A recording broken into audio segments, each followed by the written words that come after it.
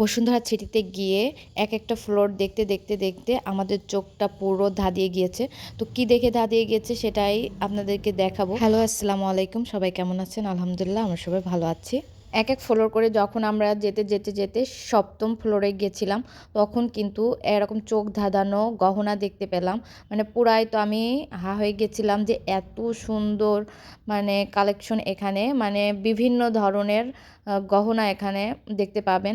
আর এটা কিন্তু বাংলাদেশের দুবাই মার্কেট বলা হয় এই বসুন্ধরা সিটির সপ্তম তলায়। তো এখানে অনেক অনেক গহনা, কোনটা থুয়ে কোনটা আপনি নেবেন। আর গহনার দাম যেহেতু 2 লাখ ছুঁতে যাচ্ছে, সেহেতু তো এটা দেখা ছাড়া কেনা একদমই সম্ভব নয়। আমি কিন্তু সোনা একদমই পছন্দ করি না, আমার কাছে ভালো লাগে না। তবে এখানে এসে আমি পুরাই হতাশ হয়ে গিয়েছি, এত সুন্দর সুন্দর কালেকশন। আর এত মানে চারিদিকেই শুধু স্বর্ণ আর স্বর্ণ।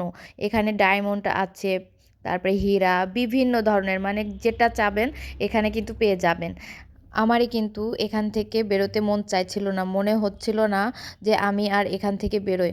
ভাবছিলাম যে এখানেই মানে থেকে যাব, কিন্তু সেটা তো আর সম্ভব নয়।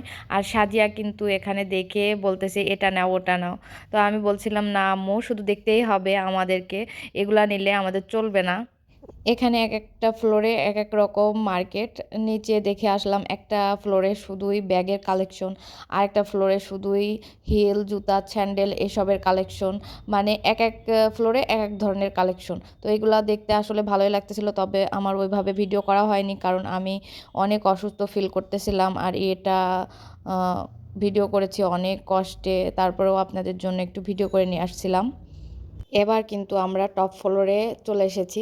এখানে উঠে দেখি একটা রেস্টুরেন্ট, মানে পুরাটাই রেস্টুরেন্ট। নিচ থেকে উপরে আসার পরে সবাই যদি ক্লান্তি ফিল করে, তারপরে কিন্তু এখানে খাওয়া দাওয়া করবে। অনেক অনেক খাবারের আইটেম আছে।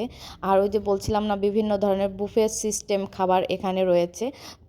একটা না, অনেক অনেকগুলা। তো এখানে যা ইচ্ছা তাই আপনারা খেতে পারবেন, রেস্ট নিতে পারবেন। আমাদের কিন্তু অলরেডি পা ব্যথা করতেছিল আর হাঁটতে পারতেছিলাম না, এর জন্য কিন্তু এখানে বসেছিলাম। তো আমরা এখানে থেকে কিছুই মানে খাই নাই, তবে সাজিয়া এখান থেকে কিছু অর্ডার দিয়েছিল। সাজিয়া দেখে ওয়াফেল নিয়ে চলে এসেছে, চকলেট ওয়াফেল। তো এটা সাজিয়া অনেক মজা করে খেয়ে নিচ্ছিল আর বলছিল আম্মু এটা অনেক মজা। তো ও এটা খেয়েছে। তো আর আমরা একটু রেস্ট নিয়ে তারপরে আবার নিচে চলে আসছিলাম। বসুন্ধরা সিটির সেকেন্ড ফ্লোরে একটা বাচ্চাদের খেলার জন্য একটা দোকান রয়েছে।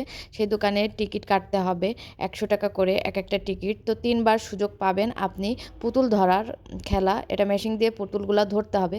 তো সাজিয়া 1বার 2বার 3বার করেছে, আর 2বারে কিন্তু 2টা পুতুল পেয়েছে। তো আলহামদুলিল্লাহ, মাশাল্লাহ, সাজিয়া তো অনেক খুশি।